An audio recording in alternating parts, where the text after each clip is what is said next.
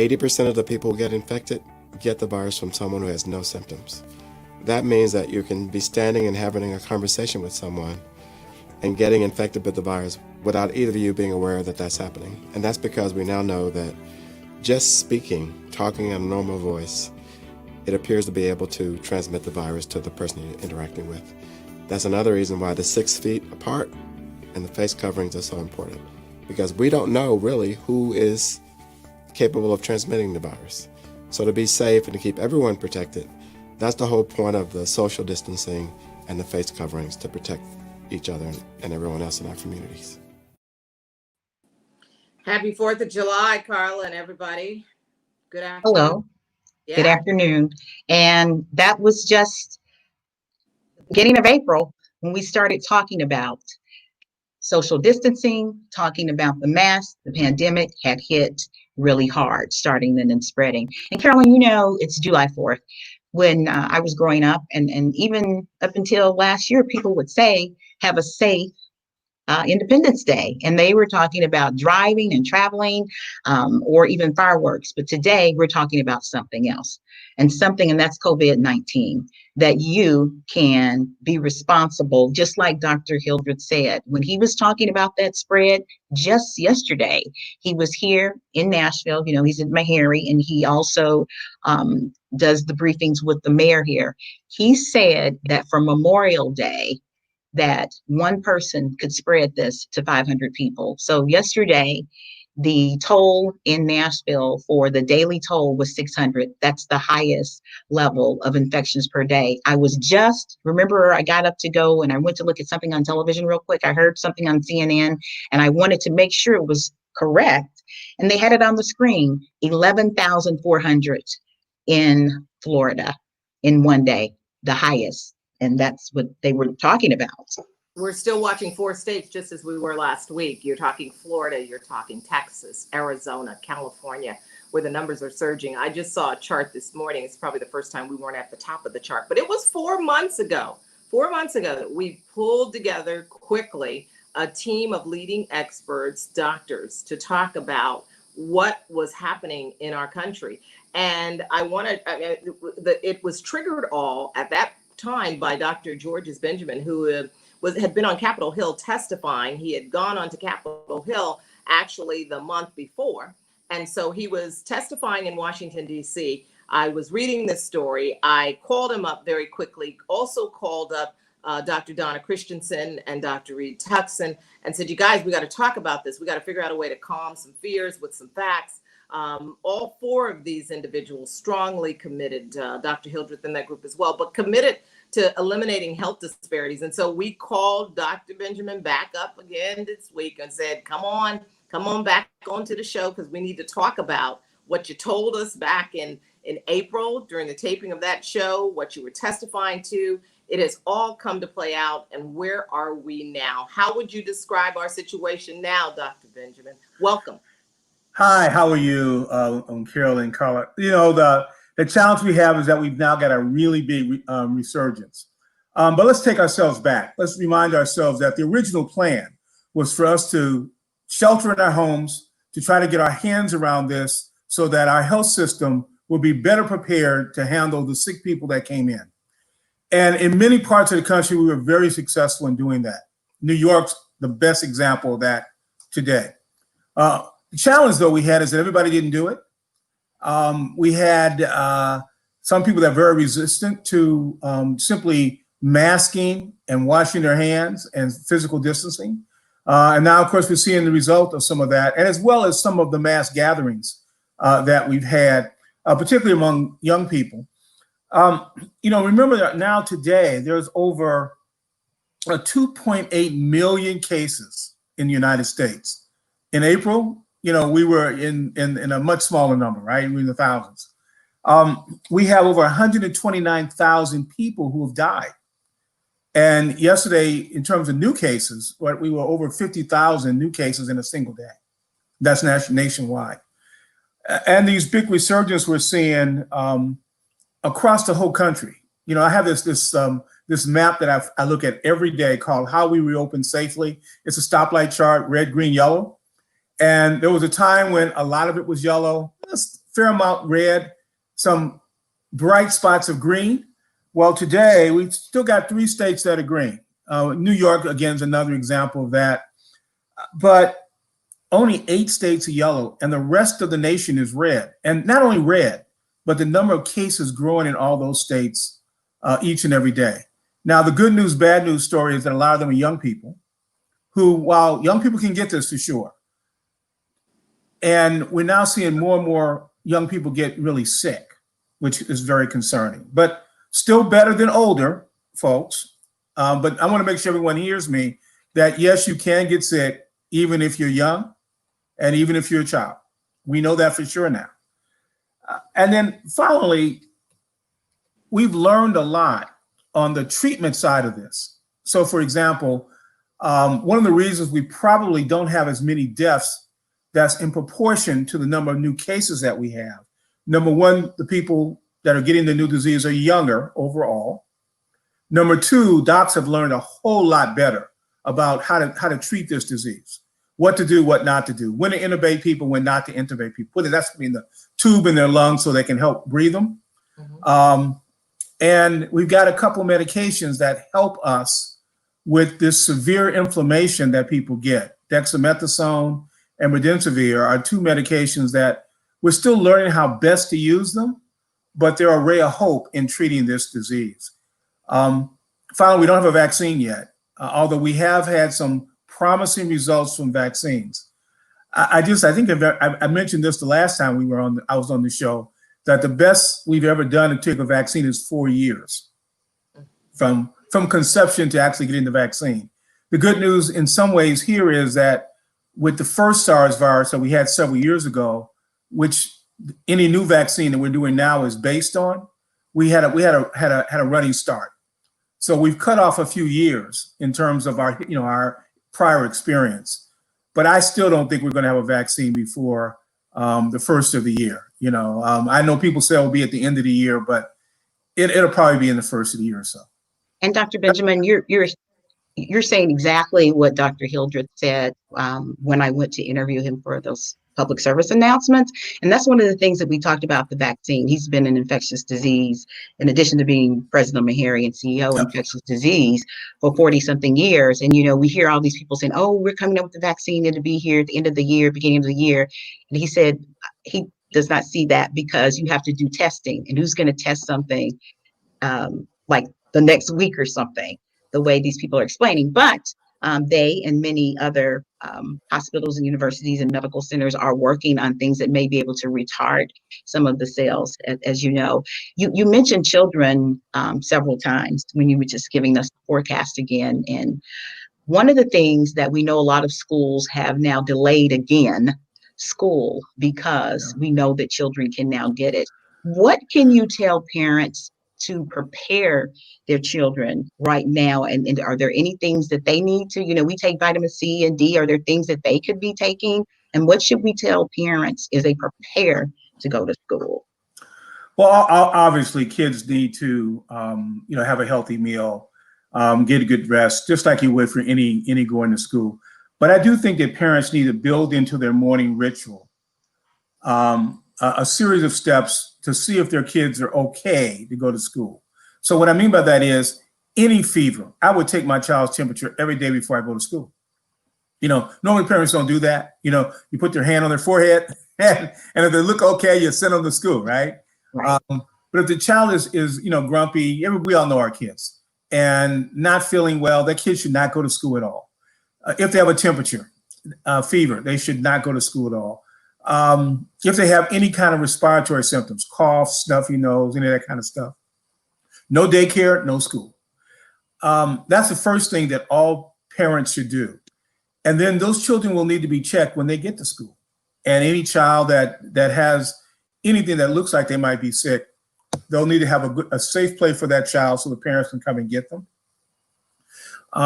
And lots of sanitation. Now, you and I know that getting a 2-year-old, a second grader, a fourth grader to wash their hands is a monumental event. But we need to practice their hand washing. And for children over 2 years old, I don't know what the schools will ultimately do, but right now we're recommending mask wearing for kids over 2 years of age, and getting them comfortable to do that right now. We don't know what's going to happen. And also, I would encourage parents to, if they can afford it, to certainly, hook their kids up with computers and Wi-Fi, because what we don't want to happen is we don't want those kids to fall behind in their education. And while we had to rush to send kids home from school this spring, we do have the summer to prepare for that. And I think finally, the schools, a lot of our kids, particularly communities of color, go to schools with poor ventilation, inadequate ventilation, structural problems.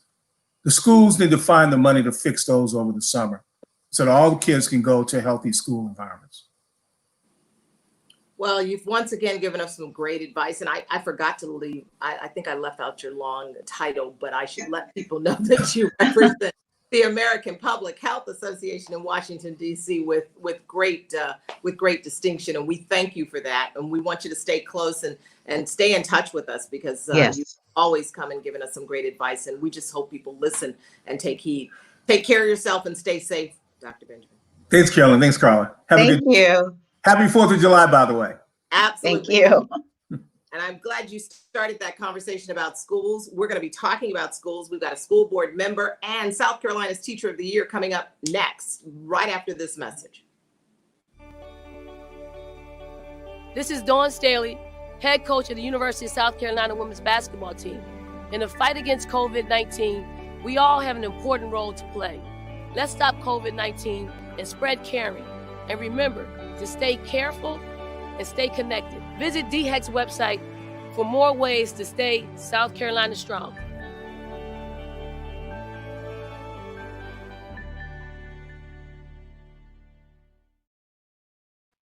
We want people staying South Carolina strong, Tennessee strong. I mean, we've been focusing on the Bible Belt, obviously, in the Southeast, because Dr. Benjamin told us people with health disparities were going to be at greater risk. But Right. today we're talking education, getting ready to go back to school. Absolutely. And we have some guests with us to talk about that. And there's the Teacher of the Year, Miss Chandra Jefferson, the Teacher of the Year, South Carolina Teacher of the Year. And we also have Mr. James Shad, and he is a practicing attorney, and he is joining us as well. Thank both of you all for joining us today on the Health Wrap. Thank you for having us. Thank you so Absolutely. much for having us. Lost my voice there for a second. Thank you. Thank you, Mr. Shad, Attorney Shad here in Columbia, South Carolina, serving on the Richland 2 School Board. And I'm just meeting Chandra for the first time, but congratulations on Teacher of the Year. So we're talking about getting ready for school. I know, Chandra, you served on the governor's committee called Accelerate SC, as well as a regional committee. That was to come up with a plan for people to use to think about going back? Yes, so I actually served the state superintendent of education, Molly Spearman, formed an Accelerate Ed committee to help figure out recommendations. It was a team of 12 to help figure out recommendations for going back to school. And our team was divided into 3 different groups. We focused on building and student services, instruction, and operations. So back in March 15th, when schools closed, we know that I have to always congratulate my teachers. They sprang into action and did everything that we could to make sure that learning continued in South Carolina, but now that schools we're out for the summer, it's like, okay, what are we going to do when we get back? So we made several recommendations as a committee, and we completed those last week. And the website where you can go to the full list of recommendations is dedicationtoeducation.org. calm, and that's where our recommendations are. But we created a 4-phase plan. And the first phase is immediate action. And with that, we talk about the purchasing of PPE for school districts, possibly offering some infrastructure grants, because we know, as the doctor mentioned, that there are some schools that just aren't prepared with the ventilation, with hand sanitizing stations, with dividers in the nurse's office, and even fully equipped with nurses. So we recommended that we have a nurse in every single school, and that schools are able to kind of assess what safety and infrastructure updates they might need, and they can apply for those updates and use some of their CARES Act funding for those updates. Um, the second phase that we went into was summer planning and preparation. So right now, you all might notice that across the state, districts are sending out surveys to parents, to teachers, to students, just to get a gauge of how everyone is feeling. And if they think their child will return to school, trying to figure out which teachers are compromised, because some of the teachers that have underlying health issues might not be able to return, and adjusting policies within our school districts to be able to accommodate those students and those staff member needs. The third phase is pre-opening, and then we also have that reopening phase. I was fortunate enough to be on the student services and building subcommittee, where we focused on like what services, in addition to paying attention to the health and safety needs of our students, that were needed.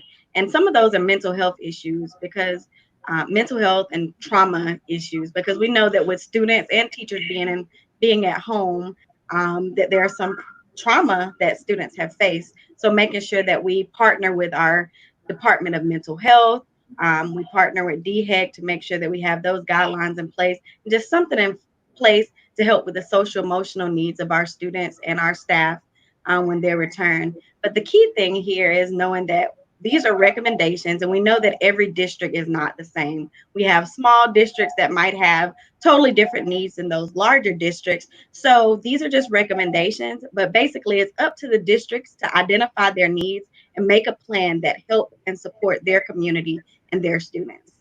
So Attorney Shad, that's where the file comes over to you. Mhm. Okay. The book comes over to you. And what are y'all gonna do? I mean, Richland too, for those who aren't familiar with the district, one of the finest districts in South Carolina, Yes.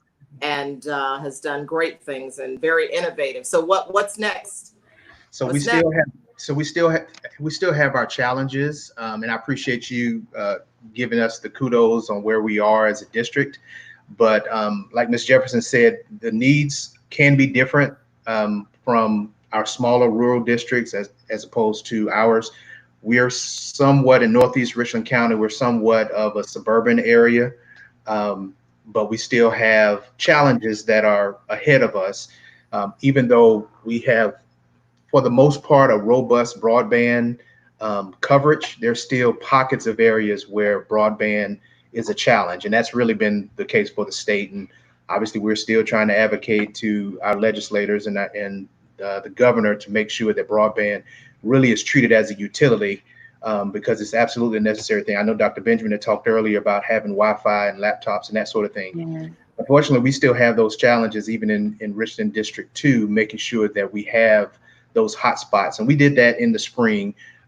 Although there was a shutdown, there was still, our students were allowed and their parents were allowed to come on to our school campuses, and those school buildings served as hotspot Wi-Fi zones for them to continue to be educated. We're not quite sure what this is going to be like when we return back in the fall, if we return in the fall.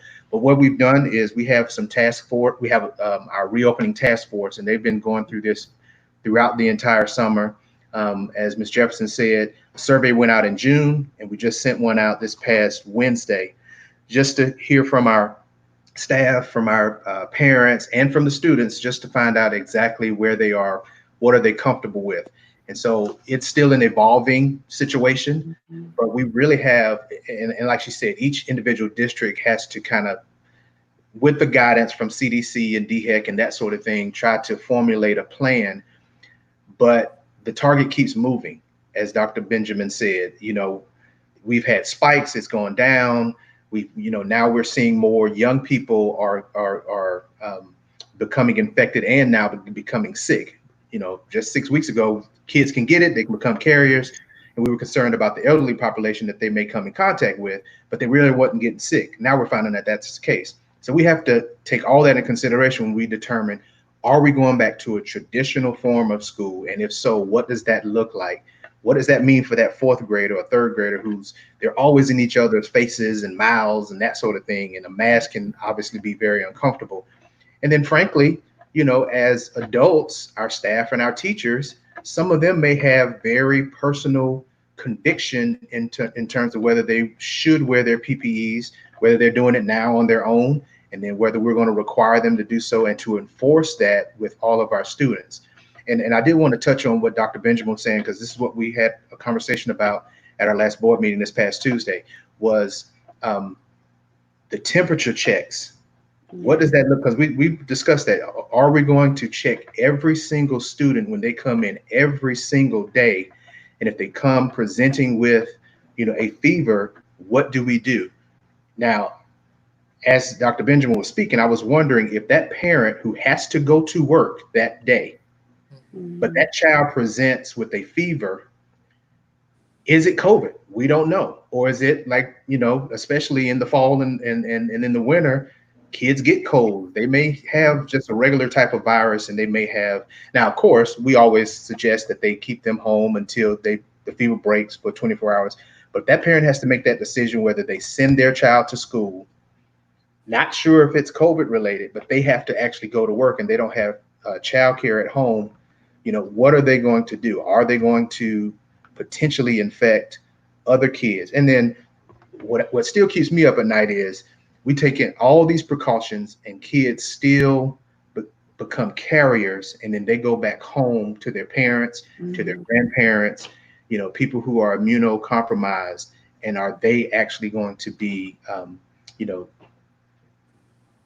involuntarily affecting those persons because they were in our school environment? We still have to do teaching and learning, but we're not quite sure exactly where we are. And we also have a hybrid, a blended, where we may have virtual school, so kids can still learn, teachers can educate them, but then there's the social aspect of it. As you all know, when we were in school, we became better citizens because we socialized with folks. Do we rob our kids of that by making sure that they get educated, and yes, they're in their safe position in the comfort of their home, but there's the socialization part is missing. Absolutely. Chandra, I wanted to ask you, what is in place, because some parents are getting anxious, they're panicking because we know it's going to be probably a combination of remote distance learning and in school some days, if it's not totally closed down. Some parents are concerned because they still have to work, and they have to work at home, a lot of them, when this happens, when we go back to another phase. The workload for the parents that the school district gives the kids, will there be adjustments for that? Because in the summer, that's a short period of time. But as we go into a fall semester, are there accommodations or the workload a little different than it would traditionally be? Yes. Well, when we jumped into this, y'all know as teachers, we jumped into it blind. So oftentimes in the very beginning, teachers were given too much work to the students when they were going home, and parents were like, it's taking us 5 hours with my kindergartner to complete all of these. So the State Department of Education actually created a chart, and it's on that same website that tells parents exactly how long a student from kindergarten all the way up to 12th grade should be spending in front of the computer and should be actually learning. And jumping kind of back to what Shad was saying, we also recommend for school districts to, in case there is a resurgence of this virus, to already have a virtual learning plan, a full virtual learning plan in place. So I know a lot of the school districts are opting to utilize their CARES Act funding for purchasing Wi-Fi access, like MiFis and different devices like that, so students can have access to internet at home. But there is guidelines from the State Department for the minutes that students should learn each day. I want to show you all something. It's not scientific. It's a Facebook poll survey we took. We raised the question, how comfortable were people in sending their students or children back to school. And we really kind of got a mixed bag of responses from that Facebook poll. Everybody wasn't overwhelming. And what we know here in South Carolina is, you know, you walk down the street and people will stop you and start talking to you and tell you what you need to be doing on the school board or need to be doing in the classroom. So what are you both prepared to say or do for those people who come up to you and say, do you really think it's time, or is this too soon? Well, I would say right now that it's important for us to pay attention to like the CDC guidelines and the guidelines for DHEC, and that we as parents, as community members, as teachers, that we're doing our part as well to prevent the spread of COVID-19. So when we're out, making sure that we're wearing our masks, that we're socially distancing to help things get closer to normal as possible. So just paying close attention, but also as a parent, if you feel that, you know, I don't feel it's safe to send my kid back to school, look at the other options, such as the online charter schools, virtual SC. It's nothing wrong with that. If you don't feel comfortable, go ahead and start weighing the other option, because there are options that students can actually attend this next year virtually. So go ahead and start looking into those. Attorney Shad, I know you're a girl dad too. How comfortable are you? well, it's interesting. I'm not comfortable.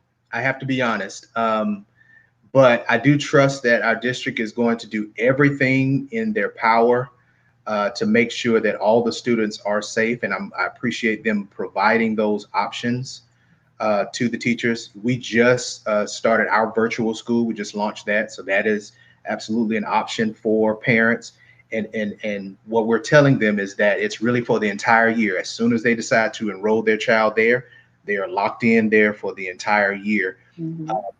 But I gotta say, you know, I have 4 girls, and we talk to them probably every 2 or 3 days just to check on them to see how they feel about what they feel about it. And we, even in our own household, we get different views. One daughter says, "I'm ready to get back. I'm fine as long as we, you know, I have my mask on, and I hope my friends and classmates have it on. I should be fine." I have one other that's, "I just don't want to go back to school, Daddy, because it's just not safe." So even in our own household, we have disparate views. And as parents, you know, Tammy and I are like, well, you know, and Tammy works in the school system at Fort Jackson, our military installation in Columbia. And, you know, they're making the preparations as well. And she has a job to do, and they're going to do what they can to take care of their staff and their students as well. But, you know, to hear these numbers every single day and these record numbers that are going up, you know, we don't have a handle on it as a country. However, we can still address and adjust to where we are and where we're going. So, you know, sometimes though, you have to do the uncomfortable thing. And we know that we're not going to please every single parent, every single teacher. We're not going to please every single student, but we have to do what with the current information that we have and try to plan. And then of course, like Shonda said, make sure that we have, you know, the contingency plan if things, you know, kind of go for the worst, because at the end of the day, we want our kids safe, our staff safe, and we want teaching and learning to occur. Shad, you got enough people over there to do the Shad survey. Close to a basketball team. That's right. The Shad survey. Listen, thank you both for taking time for this 4th of July. Chandra, it was a pleasure to meet you. Congratulations on your honor and the work that you've done on behalf of our community. Both of you all. Stay safe, and we hope to see you soon, okay? Thank you. Great, 2 great people. Good to have them on the side. Well, we've got a quick message, and then we'll be right back after this message.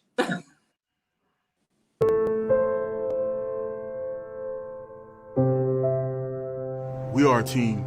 Black, white, brown. Together, we are a family. We are brothers. We represent ourselves, our families, our hometowns, our university, and our country. We stand on the shoulders of giants. Our grandparents and parents. Our ancestors, our heroes, Alabama alumni, and former players who have changed the world. Beginning on our historic campus, we speak as one, acknowledging our history, honoring their legacy, and building a better, more just future. On the field, we are relentless. We are strong. We are conquerors. But we are human beings first. And in this moment in history, we can't be silent. We must speak up for our brothers and sisters, for our sons and daughters. We speak for justice, for fairness, for equality, for greater understanding. We stand together against racism, against brutality, against violence, for a better world. When we see our families, our neighbors, our classmates subjected to violence, we recognize the fear in their eyes. And when we experience racism, it hurts. In the game, we are one team. One heartbeat, one mission. Yet we are diverse. We don't always agree, but we learn so much from each other. And we are so much better together. Until I listen with an open heart and mind, I can understand his experience and his pain. The virus has shown us how much we benefit from being together. And how much we need each other. We believe the solutions to our challenges are within us. We choose to listen. We choose to hear. And understand others' perspectives. Let's listen. Let's unite. Because all lives can't matter until Black lives matter. Until Black lives matter. Until Black lives matter. Until Black lives matter. Because all lives can't matter until Black lives matter.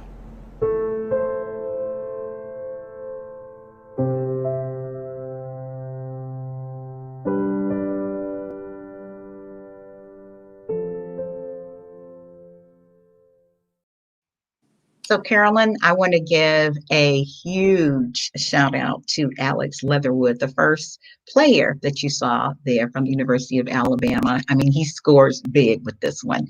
To be able to write this, he composed this, and then had his fellow players and Coach Saban to join in to do that video. And it's simply a wonderful message. But, you know, there is always some controversy when you do good. So the mayor in Carbon Hill, one of the mayors near Birmingham, he had to resign because he had some unkind things to say about that. But most people, 99%, of course, they're on board because this is what we need as far as a healing in the country. And I commend this lineman, number 70. So when you go to the University of Alabama game, you need to cheer for Alex for composing that beautiful essay. But as my governor said, until we get our act together and wear the mask, we're not going to any football games. So we need to get our act together this 4th of July. It was a beautiful piece. We're glad we got to share it. We had a lot going on this show this Saturday, and hope it's been useful to our viewers and that they've gotten some information that they can use. I know you've got more going on this weekend. This is a working weekend for you. What's going on? Well, that was kind of a preview to what I'm doing with Ebenezer Baptist Church in Atlanta. We have the Ebenezer in Action. It's a social justice program that's going to take place on Facebook, Ebenezer Baptist Church Facebook, and it's going to involve the entire community, multi-faith, multicultural, and multi-generational. Everyone from Curtis Blow to an 8-year-old and LL Cool J, different priests, different rabbis, different ministers. And we're going to look at some issues that have been going on socially and talk about some of the solutions. We also, those courageous students from Spelman and Morehouse that we saw all across the country who were brutalized by the police.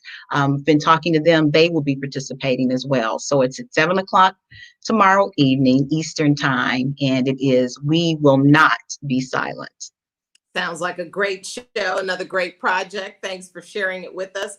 And thanks to everybody for watching on this 4th of July. I myself is just going to sit right here at home. That's what the public health authorities said. And try to stay cool, not to melt. It is hot as Are you going to eat a hot dog? Jeez, huh? Are you going to eat a hot dog? I would if I had some Winfrey relish, but that's a whole nother story for a whole nother show. Winfrey Foods raw relish. I'm not going to go there. But I will be eating something. You know, this is the land of barbecue in Charleston. South Carolina barbecue with that vinegar.